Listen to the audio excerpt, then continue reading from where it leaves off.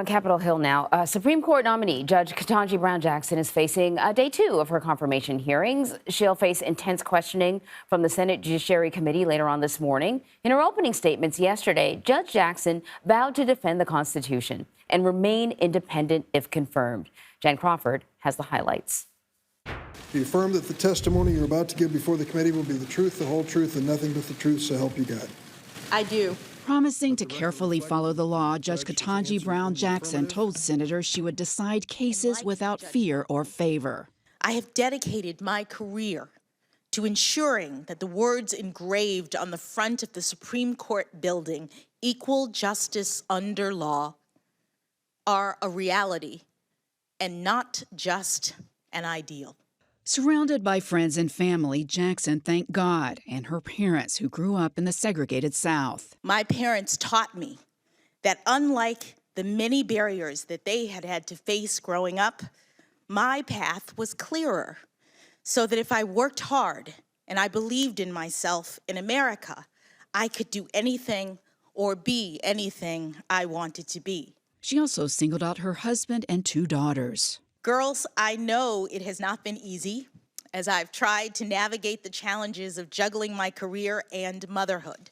But I hope that you've seen that with hard work, determination, and love, it can be done. The Harvard and Harvard Law School graduate and federal appeals court judge is now poised to be the first Black woman on the Supreme Court.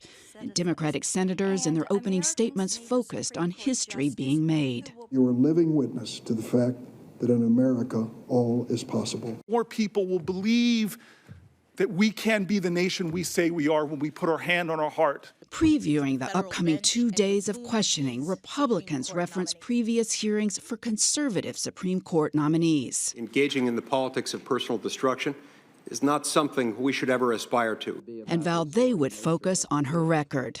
It's going to be about your philosophy. With some suggesting those showed an extreme liberal philosophy and soft on crime. Well, CBS News political contributor and Democratic strategist Joel Payne is here to discuss. So, Joel, let's talk about what we've seen so far. Politics is really not supposed to be a part of this process, but we've seen recent confirmation hearings. Sometimes politics seeps in a little bit. So what were some of the key points that stood out to you from lawmakers, their opening statements yesterday? And how do you think they will frame today's questioning? Mislead us by saying politics is not a part of the process. Fortunately, that's really the core of what we saw yesterday, at least from the members of that committee. On both sides. Look, I think our Supreme Court nomination process has become more politicized in the entire time I've been in government. I started in 2005.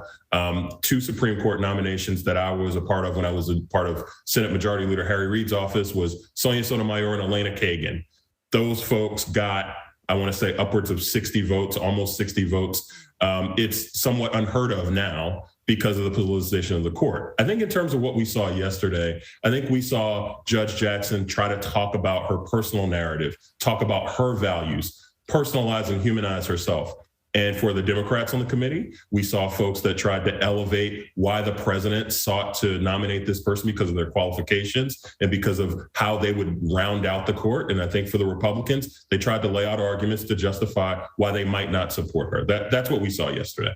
So you pointed out that you were a senatorial leadership aide for the late Senator Harry Reid when Justices Sotomayor and Kagan were confirmed. Can we just talk a little bit about this process? Because sometimes it almost seems like it's a little performative. The nominee, gives a lot of information about who they are, but not too much about which way they may be leaning. Lawmakers sort of try to trip them up. So can we talk about the real work of the process of getting someone confirmed?